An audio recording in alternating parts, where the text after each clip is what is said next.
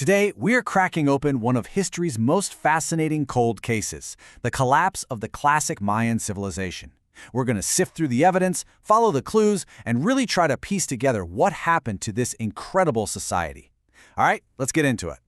That's the real question, isn't it? It's something that has just fascinated historians and archaeologists for centuries. How can a society with millions of people, these huge sprawling cities and this incredibly advanced knowledge, just get swallowed by the jungle? That is the mystery we're looking at today. And the really stunning part is just how fast it all happened. Think about it. In 750 AD, the southern Mayan lowlands are absolutely thriving.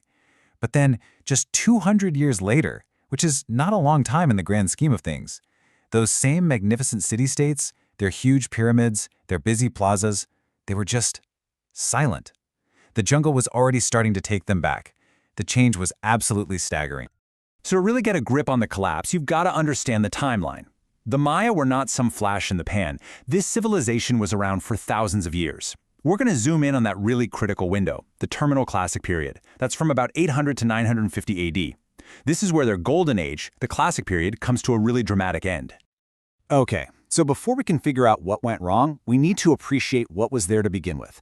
What was lost? Let's paint a picture of the Mayan world when it was at its absolute peak.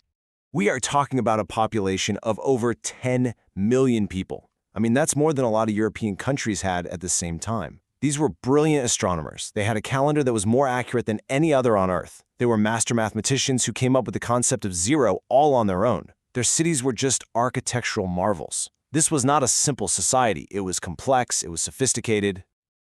All right, now for the investigation. If we treat the collapse like a crime scene, well then there are several prime suspects. So we're going to line them up and take a hard look at the case against each one. So here's our lineup. Suspect number 1, the climate killer. Did some kind of catastrophic drought just starve the civilization out? Then there's the warlord. Did endless, escalating wars just tear their society apart from the inside? We've also got the silent invader. Could a devastating disease, an epidemic, be the real culprit? And finally, the broken chain. What if their economic lifelines, their trade routes, simply snapped? But here's the thing, and this is the big twist in our case. The modern thinking on this is that there's no single bad guy. There's no smoking gun. All the clues we have point to more of a complex conspiracy, where a bunch of different factors all work together to bring this civilization to its knees. So if it's a conspiracy, that means we need to look even closer at the evidence for our main suspects. It's time to open up the evidence locker and see what the science and the archaeology are actually telling us. And this is where it starts to get really tricky.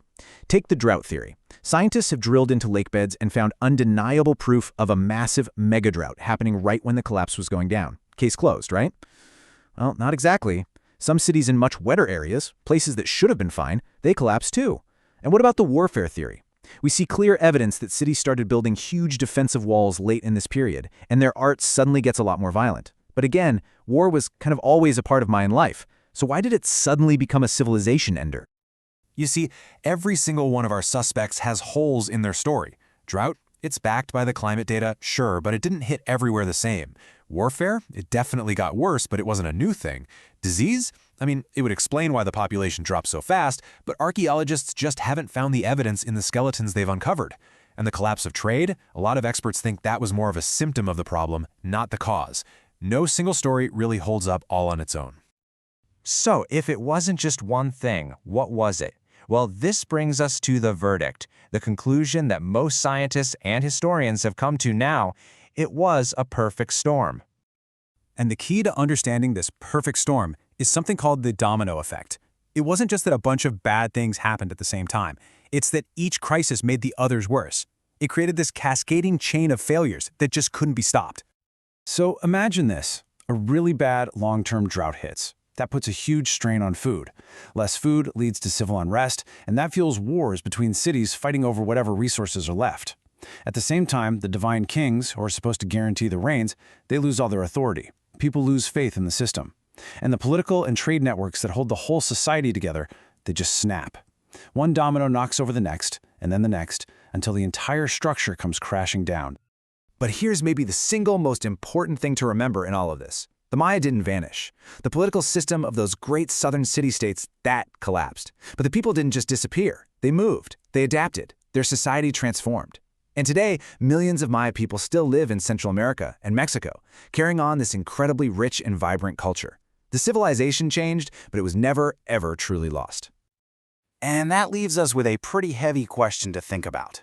The Maya were ultimately overwhelmed by this tangled web of climate change, resource shortages, and political conflict.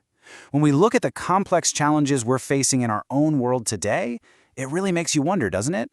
Just how resilient are we?